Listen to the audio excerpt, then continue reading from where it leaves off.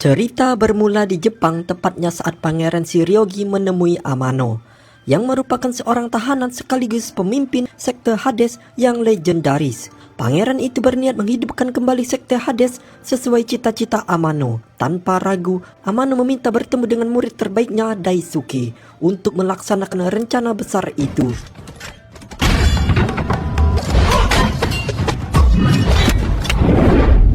Setelah keluar dari penjara, Amano langsung menemui Daisuke yang sedang berlatih di kuilnya. Amano memerintahkan Daisuke mengumpulkan seluruh petarung Hades dan membangun kembali kuil mereka hanya dalam waktu sebulan.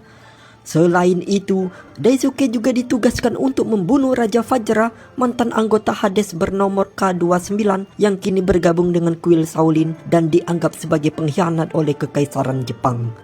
Untuk mendukung kebangkitan sekte, Amano mengutus putrinya yang bernama Amanako alias Eko yang berprofesi sebagai reporter agar bisa menyebarluaskan kemenangan Hades ke seluruh dunia. Sementara itu di kuil Shaolin, K29 tengah berlatih jurus maut 17 detik menggunakan jam pasir sebagai alat bantunya. Di tengah latihan, dia teringat masa lalu ketika masih menjadi bagian dari Hades dan terpaksa bertarung melawan kakaknya sendiri K31 hingga tewas.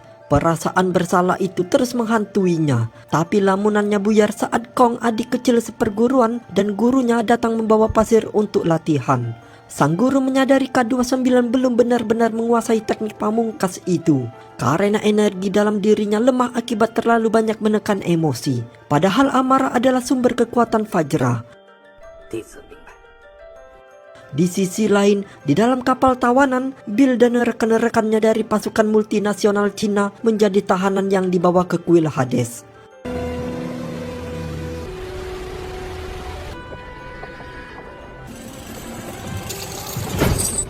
Di sana mereka dihadapkan pada pilihan bergabung dengan Hades atau bertarung sampai mati.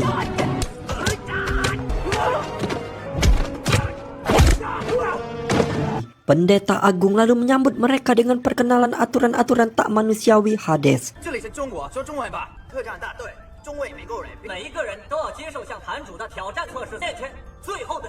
Suasana kuil terasa mencekam, terutama dengan adanya petugas pengurus mayat yang sibuk mengangkut jenazah korban pertarungannya. Setelah sampai di ruang sel, Bill dan pasukannya melihat seorang petarung yang berhasil selamat bernama Wang Li. Ia baru saja selesai bertarung dan bersiap untuk pertarungan berikutnya besok. Tak lama, manusia monster bernama Tetsumaku datang menghampiri Wang Li. Ia memprovokasinya dan mengaku sebagai Vajra. Namun, Wang Li menolak pengakuan tersebut karena tahu jika Vajra sebenarnya ada di luar kuil ini. Tetsumaku marah mendengar pernyataan itu dan pergi sambil mengancam Wang Li di pertarungan besok. Keesokan paginya, Bill dan pasukannya dipanggil menghadap Daisuke. Bill dan dua temannya dibujuk oleh Daisuke untuk kembali bergabung. Karena Daisuke tahu jika dulunya mereka adalah anggota Hades yang berkhianat. Namun, Bill dengan tegas menolak. Ia lebih memilih mati daripada kembali ke jalan neraka.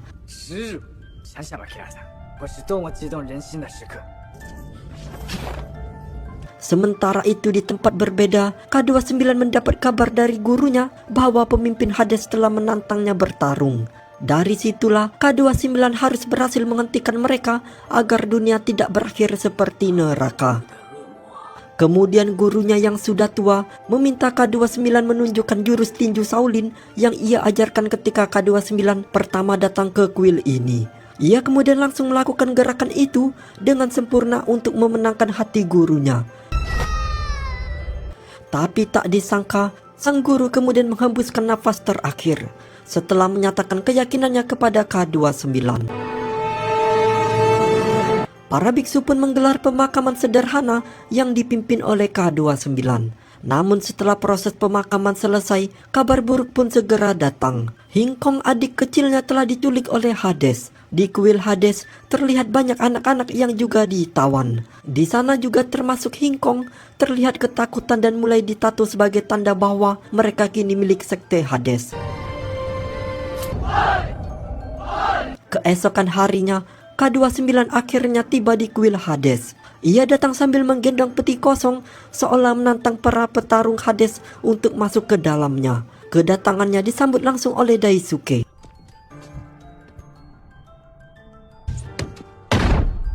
Sementara Eko tampak bahagia karena diam-diam sudah lama menyimpan rasa kepada K29. Pertemuan mereka memanas saat K29 menuntut membebaskan anak-anak, tapi Daisuke menolaknya mentah-mentah. Perselisihan itu pun berujung kepada tantangan resmi. K29 harus melawan para petarung Hades dalam serangkaian duel. Lawan pertama K29 adalah Tetsumaku, petarung raksasa yang dikenal tangguh. Di atas arena, terlihat Tetsumaku sedang membunuh Wang Li. Dengan bijak K29 mengambil mayat Wang Li dan memberikannya kepada Bill. Tindakan itu tentu membuat pengurus mayat terharu. Pertarungan pun dimulai. Meski pertarungan begitu sengit, K29 mampu mengalahkannya dengan teknik-tekniknya.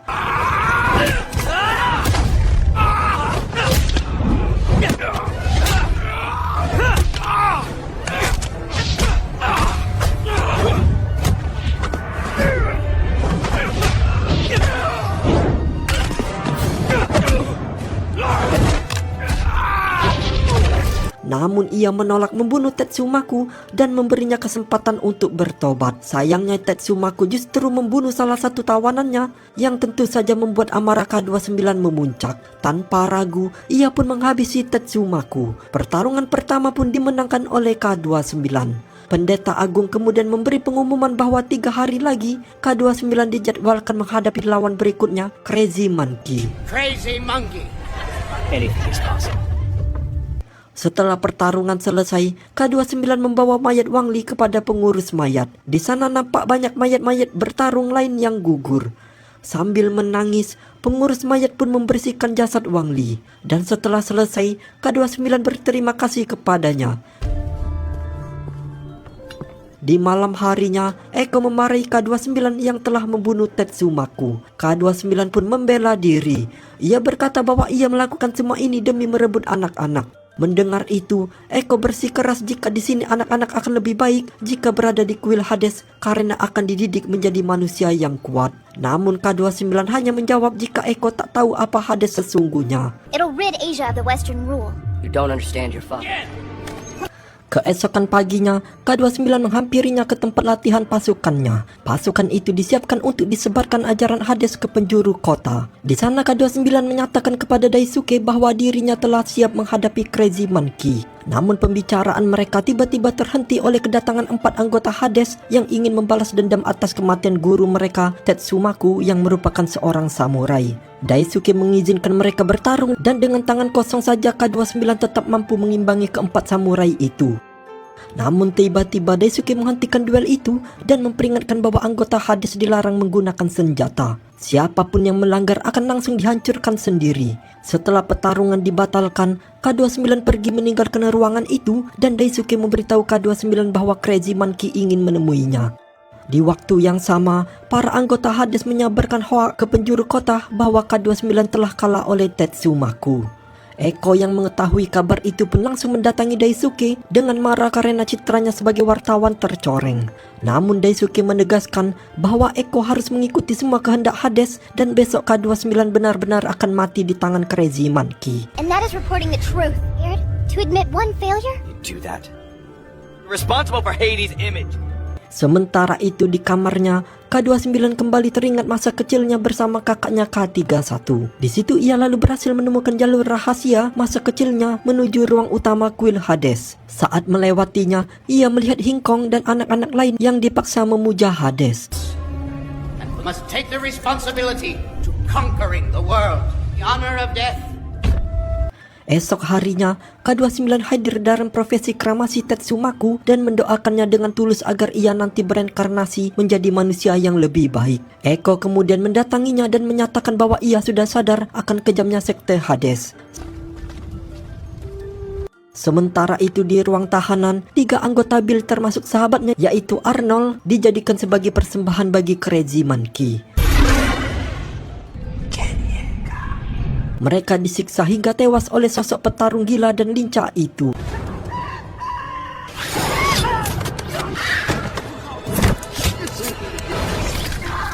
Keesokan harinya, K29 diajak berbincang santai oleh Daisuke sambil minum teh. Dalam percakapan itu, Daisuke menuding K29 bersikap sok suci. Padahal dulunya ia pernah memaksa kakaknya bertarung hingga berujung maut. K29 pun mengungkapkan bahwa rasa bersalah itulah yang menjadi alasan ia ingin menyelamatkan anak-anak. Daisuke lalu mengingatkan bahwa perjalanan K29 tidak akan mudah karena ia harus menghadapi kereziman Ki. Kemudian Daisuke yang sudah menyimpan dendam selama 12 tahun akibat luka di matanya bersiap menghadapinya di akhir. Sementara itu di halaman kuil, saat para tahanan hendak makan, mereka dikejutkan dengan pengurus mayat yang menyeret jasad Arnold. Bill, sahabat Arnold, marah melihat hal itu dan nekat menerobos penjagaan. Sayangnya ia ditusuk oleh penjaga menggunakan kunci milik pengurus mayat. K29 pun turun tangan meredakan kerusuhan. Sebelum meninggal, Bill memohon kepada K29 untuk mengakhiri penderitaannya dan K29 mengabulkannya. Dipenuhi amarah, K29 menanyakan siapa membunuh Arnold. Para anggota Hades pun menjawab bahwa Arnold dipersembahkan untuk kereziman Ki. Mendengar itu, K29 langsung mendatangi kediaman kereziman Ki dan mereka pun saling melontarkan ancaman untuk duel esok hari. Will be the greatest. Perfect offering. Let me down.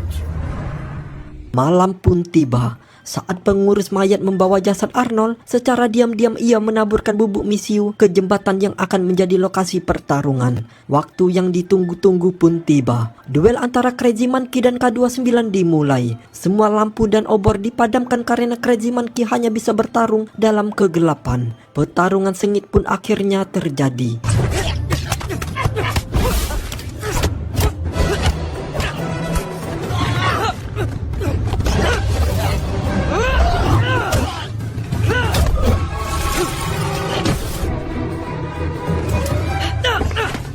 Di situ K29 kewalahan menghadapi kecepatan lawannya. Apalagi kondisi gelap membuatnya sulit melihat. Saat situasi semakin genting, K29 terpojok. Pengurus mayat kemudian muncul dari dalam air dan menyalakan api yang membuat Crazy Monkey kehilangan konsentrasi. Momen itu pun dimanfaatkan oleh K29 sehingga akhirnya ia pun berhasil mengalahkan musuhnya.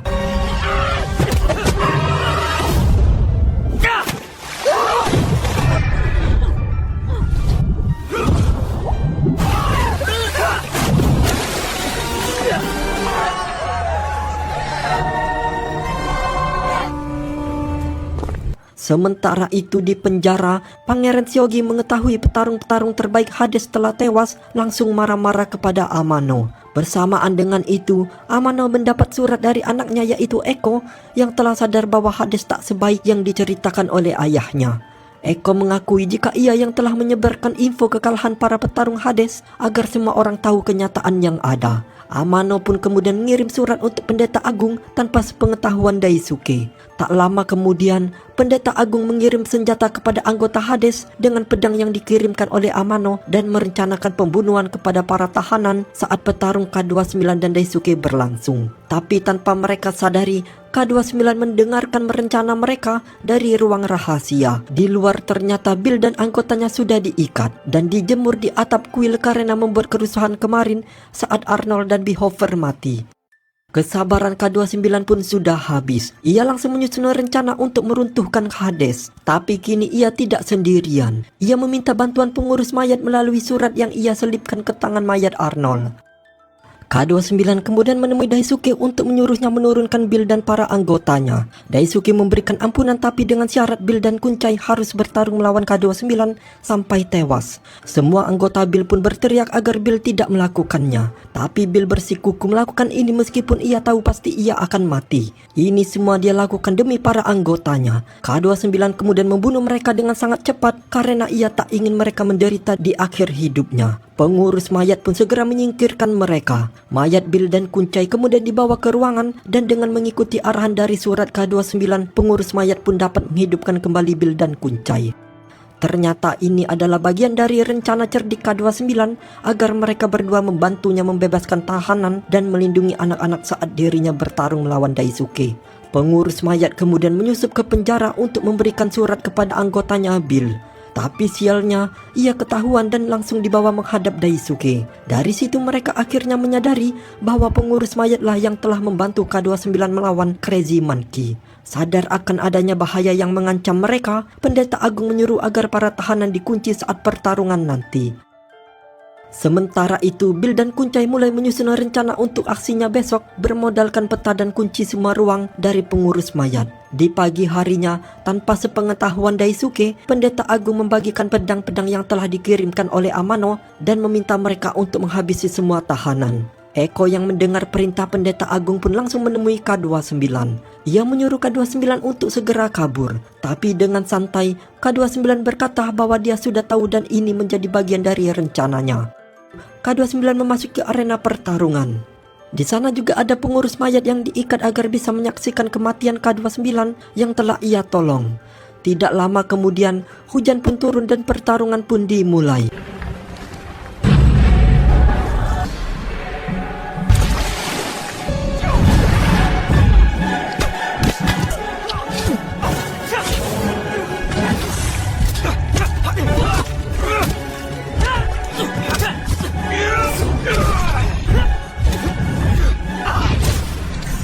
Bersama dengan kerusuhan di dalam yang semakin menjadi-jadi, Pendeta Agung berniat untuk membunuh Hingkong. Untungnya Eko dengan cepat menyelamatkannya. Hingkong pun akhirnya selamat. Bill yang melihat itu pun langsung berlari menolong Eko, tapi ia sudah terlambat. Dengan sisa-sisa tenaganya, Eko meminta Bill untuk menjaga semua anak-anak yang ada di sana. Dan akhirnya Eko pun tewas. K29 pun sangat kewalahan menghadapi Daisuke. Seluruh badannya terasa sangat lemas.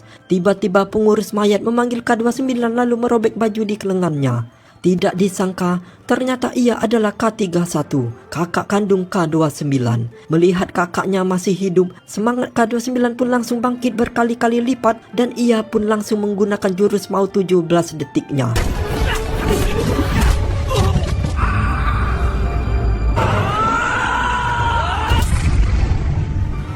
Akhirnya K29 berhasil mengalahkan Daisuke dan bersamaan dengan itu kerusuhan sampai di tempat mereka.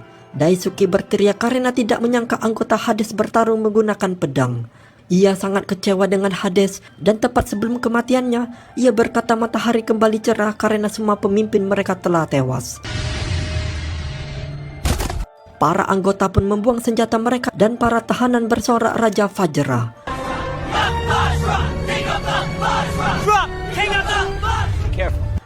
Di hari berikutnya, terlihat anak-anak dan para tawanan sedang menunggu kapal untuk pulang. Di sana K31 menyempatkan untuk bercerita bahwa dirinya dulu saat terluka parah langsung dilemparkan ke laut. Untung saja ada kapal yang menolongnya dan sejak saat itulah ia mencari adiknya hingga akhirnya ia menyusup menjadi pengurus mayat.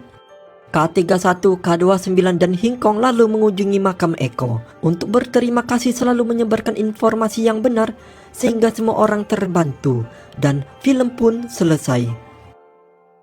Di awal film memperlihatkan dua orang pria yang sedang bertarung di dalam sebuah ruangan. Pria yang tidak memakai baju itu diketahui ahli bela diri Muay Thai dan kita sebut saja namanya Jason.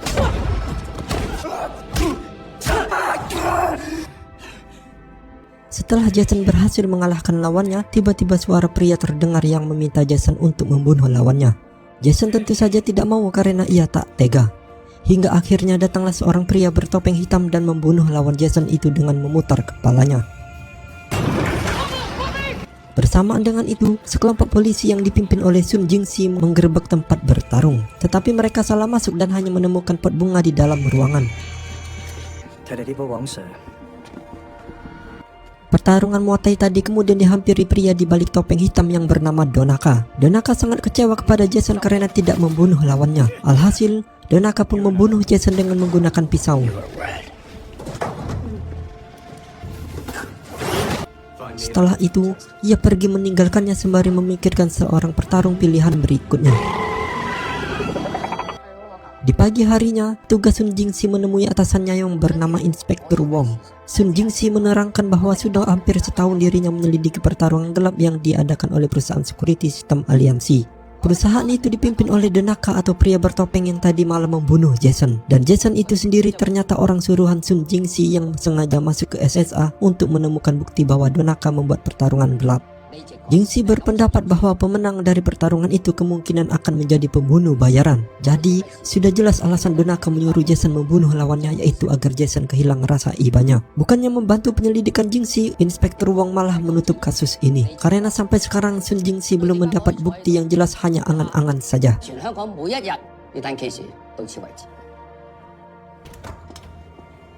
Film kemudian beralih ke seorang pria agak tua dan agak muda bernama Tiger Chen Ling Hu yang sedang melakukan gerakan pernapasan ilmu bela diri Tai Chi. Setelah latihan, Tiger Chen pergi ke kuil Lingkong Tai Chi untuk menemui gurunya yang bernama Yang. Usut punya usut, guru yang ternyata hanya memiliki satu murid, yaitu Tiger. Mungkin karena gerakan Tai Chi ini mengandalkan seni kelembutan dan jarang ikut pertandingan bela diri, jadi wajar saja kalau aliran bela diri ini tidak diminati. Beda dengan aliran bela diri lainnya yang ditujukan untuk kekuatan dan melumpuhkan lawannya. Namun di balik gerakan Tai Chi ternyata memiliki kekuatan yang luar biasa karena dialiri dengan pernafasan, sehingga seluruh otot dan urat tubuh mengeras, bahkan bisa mematahkan tokat tanpa merasakan rasa sakit.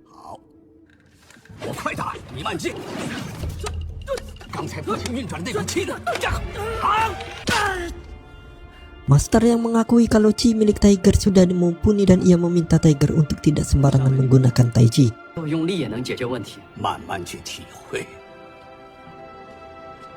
Pada hari itu juga, Tiger ingin membuktikan keefektifan gaya bela dirinya dengan mengikuti turnamen bela diri bernama Wulin yang diadakan oleh seseorang. Di pertandingan itu, Tiger melawan tinju besi bernama Cuping.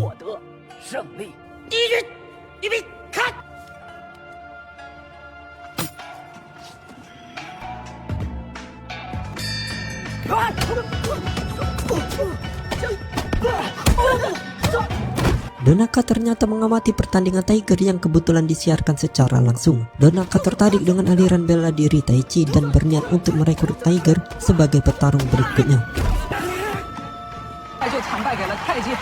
Setelah memenangkan pertandingan dan masuk ke babak berikutnya, Tiger melanjutkan aktivitasnya dengan bekerja sebagai kurir COD. Namun karena Tiger berangkatnya kesiangan, ia pun dimarahi oleh beberapa pelanggan termasuk Mbak Kinsu yang merupakan karyawan di PT milik admin.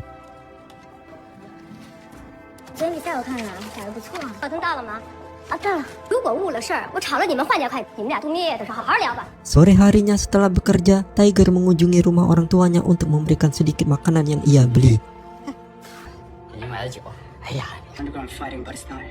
Sementara itu, Sun Jingxi dan rekannya bernama Yuan memutuskan untuk menyelidiki kasus tarung gelap secara diam-diam karena mereka masih menduga bahwa pertarungan itu bisa berujung kematian. Buktinya Jingxi sampai sekarang tidak tahu di mana Jason berada setelah masuk ke SSA.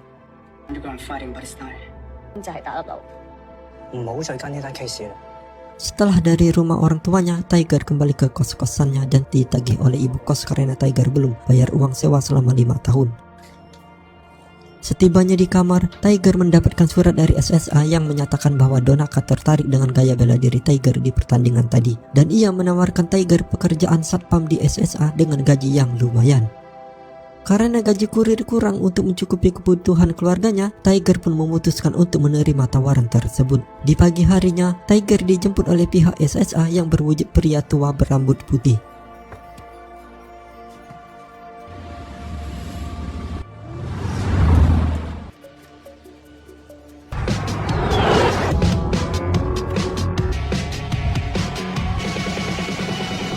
Tiger dibawa ke Hong Kong dan tiba di SSA. Di sana Tiger dimasukkan ke dalam ruangan yang memiliki kaca 2 mili di tengah tembok. Ketika Tiger diminta untuk menghadap ke kaca, tiba-tiba seorang pria menyerang Tiger dari belakang. Tiger terus menahan serangan dari pria tersebut sambil kebingungan kenapa dirinya diserang. Karena si pria terus menyerang, akhirnya Tiger pun mengeluarkan ilmu Tai Chi-nya. Dan dengan waktu yang singkat, Tiger berhasil mengalahkan pria tersebut.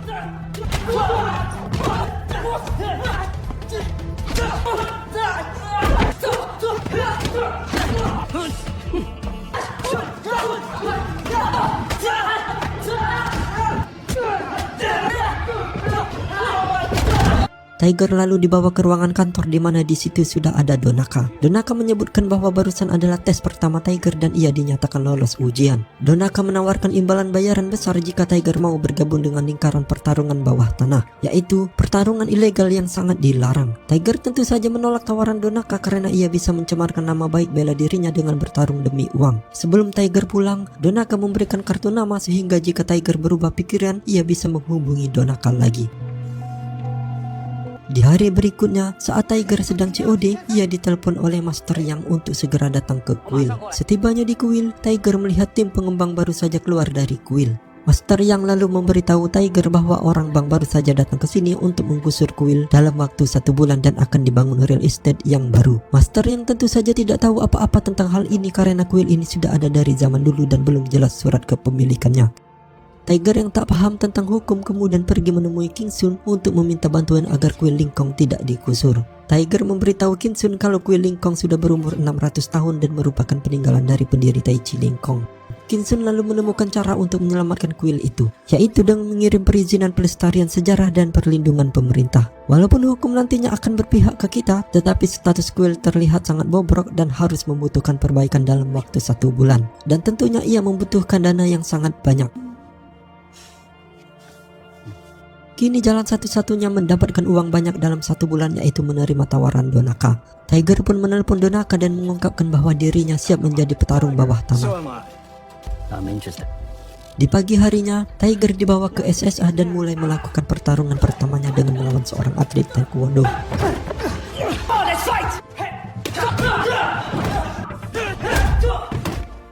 Pertarungan itu dimenangkan oleh Tiger dan ia mendapatkan uang banyak dari Donaka. Sembari memperbaiki kuil, Tiger terus mengikuti pertarungan berikutnya dan selalu menang.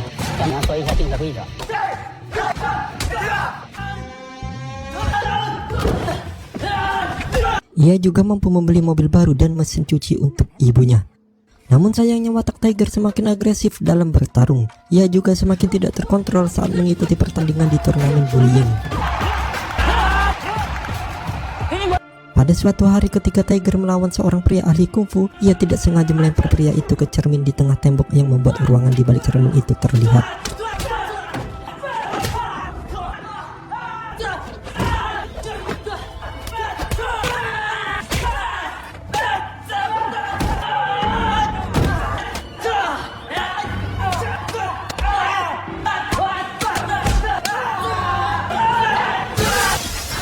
Dari situlah Tiger menemukan bahwa selama ini pertarungannya ditonton oleh banyak orang, bahkan disiarkan langsung di pecinta pertarung bawah tanah untuk taruhan. Tiger pun menuntut Donaka untuk menjelaskan maksud pertarungan ini, tetapi Donaka tidak mau menjelaskannya secara rinci. Sementara itu, Master yang sebagai guru Tiger tidak bodoh. Ia mengetahui kalau Tiger menjalani pertarungan lain selain di turnamen dan melihat perubahan gaya bertarung Tiger yang semakin brutal. Maka dari itu, Master yang memperingati Tiger untuk bermeditasi. Karena hanya bermeditasi, watak dan jiwa Tiger bisa terkendalikan. Sayangnya Tiger menolak perintah dari Master Yang dan terus menikmati hidupnya yang sekarang. Walaupun sebenarnya Donaka telah merusak kehidupan Tiger. Di pertarungan berikutnya, Donaka membawa Tiger ke sebuah kapal kargo yang sedang berlayar. Di dalam kapal kargo itu ternyata terdapat klub kelas VIP yang ditujukan untuk menonton pertarungan Tiger kali ini. Selagi Tiger mempersiapkan pertarungannya, petugas Sun Jingxi akhirnya berhasil menemukan identitas Tiger melalui jaringan internet milik SSA dan ia akan menemui Tiger untuk meminta bantuannya menyelesaikan kasus tarung bawah tanah. Di dalam pertarungan kali ini, Tiger melawan seorang ahli kungfu bernama Shenan dan Sohu. Melihat lawannya ada 2, Tiger pun panik kena mental dan kesulitan saat melawan mereka. Dan akhirnya, Tiger berhasil dikalahkan oleh sepasang ahli kungfu.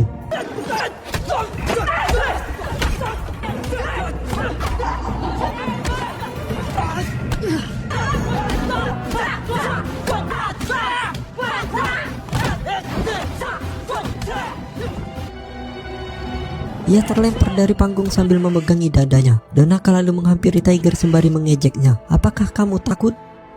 Ejekan tersebut ternyata membangunkan emosional Tiger. Tiger pun segera bangkit dan kembali melawan sepasang ahli kungfu itu. Kini Tiger menggunakan serangan brutalnya dan akhirnya ia pun berhasil mengalahkan sepasang ahli kungfu.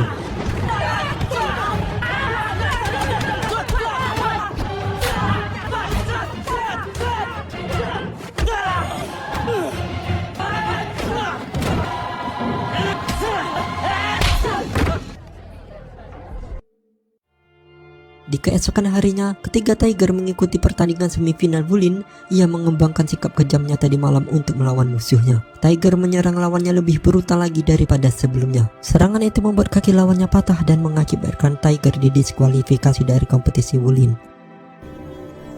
Master Yang yang menyaksikan pertandingan Tiger di TV dan terkejut melihat kekejaman Tiger.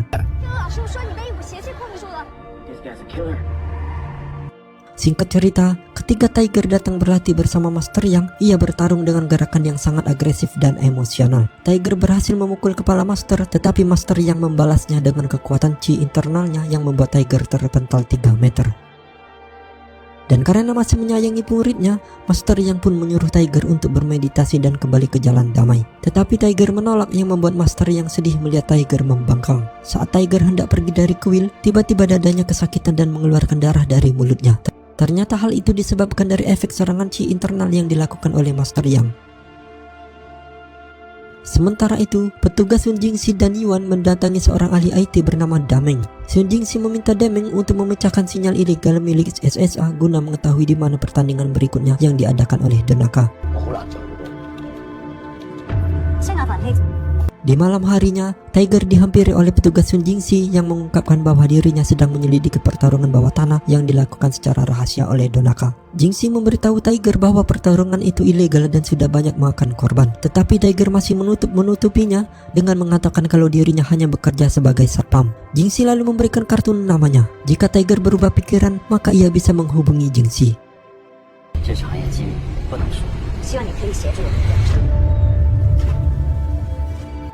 Hari demi hari, keadaan Tiger kini semakin memburuk ketika ia mengetahui kalau pengajuan kuil Klinkong ditolak oleh pelestarian.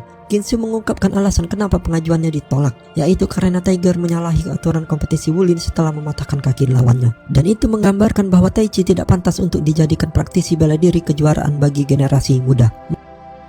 Marah dengan hal itu, Tiger pun menemui Direktur Ginsu dan mencoba menyuapnya dengan uang. Tetapi si direktur menolak dan menyuruh Tiger untuk pergi. Kini emosional Tiger semakin tidak karuan. Ia lalu melampiaskan emosinya dengan meminta pertarungan kepada Donaka. Setelah disetujui, Tiger dibawa ke SSA untuk melawan pembunuh bayaran bernama Yuri Romanov. Hanya dengan menggunakan amarahnya, Tiger mampu mengalahkan Yuri dalam waktu singkat.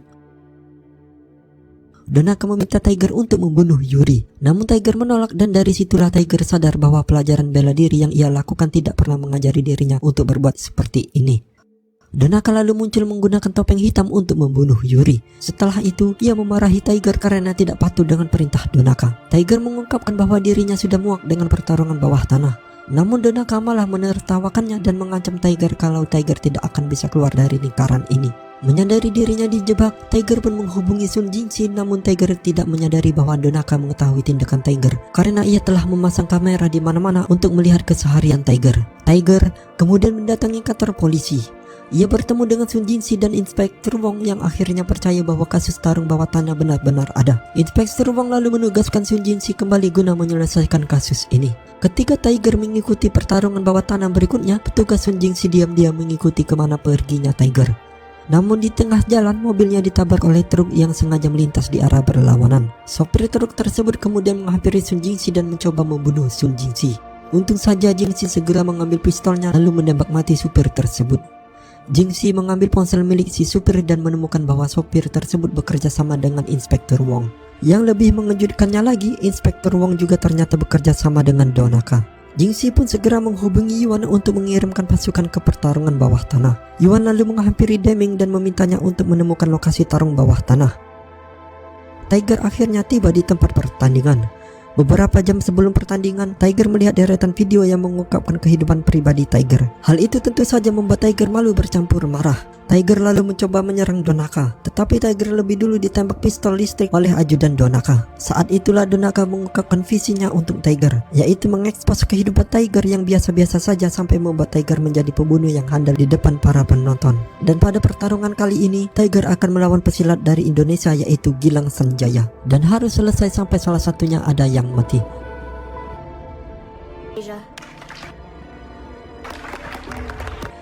Tiger yang kini sadar dimanfaatkan oleh Donaka menolak untuk bertarung melawan Gilang dan malah menantang Donaka untuk bertarung.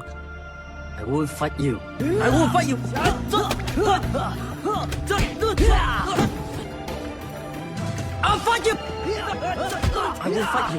Donaka akhirnya turun tangan. Ia bertarung melawan Tiger dan berhasil membuatnya tersungkur. Ketika Donaka hendak membunuh Tiger, Sun Jingxi, Yuan dan petugas lainnya menggerebek tempat tersebut. Hal ini membuat Donaka terpaksa harus pergi dari tempat itu. Kini semua anak buah Donaka ditangkap termasuk Inspektur Wong. Keesokan harinya, Tiger mengunjungi kuil Lincoln di mana ia bertemu kembali dengan Donaka yang terlihat sangat marah bisnisnya dibongkar oleh Tiger. Keduanya lalu bertarung dan Donaka terlihat lebih unggul daripada Tiger.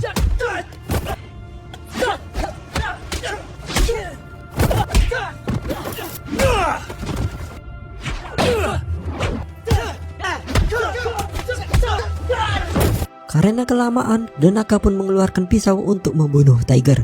Setelah Donaka menusukkan pisau ke perut Tiger, Tiger langsung mengeluarkan energi Chi atau tenaga dalamnya. Ia memutarkan badan sembari mengolah nafasnya.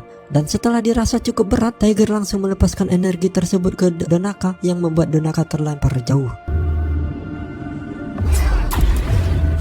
Donaka pun terkesan dengan kekuatan Tiger dan sudah menduga kalau Tiger memiliki ilmu tenaga dalam. Ketika Donaka hendak menyerang balik, tiba-tiba jerohan Donaka merasa sakit yang luar biasa. Ia muntah darah dan pada akhirnya meninggal dalam posisi tengkurap. Tiger dihampiri Master yang dimana Tiger merasa bersalah dan ingin damai kembali dengannya. Singkat cerita, beberapa hari kemudian Tiger, Kinsu dan Master yang akhirnya berhasil menjangkau firma hukum untuk mempertahankan kuil Lincoln. Kuil ini akan menjadi bagian dari desa budaya bersejarah dan Master yang mendapat hak untuk mempertahankannya. Tak hanya itu, kuil Lincoln juga bisa didatangi wisatawan untuk mempelajari lebih lanjut tentang 600 tahun sejarah kuil Lincoln Taichi ini. Tiger lalu membawa Kinsun ke atas bukit di mana Tiger mengungkapkan kalau dirinya akan kembali ke kota untuk membuka sekolah bela diri Taichi sendiri. Dan film pun berakhir.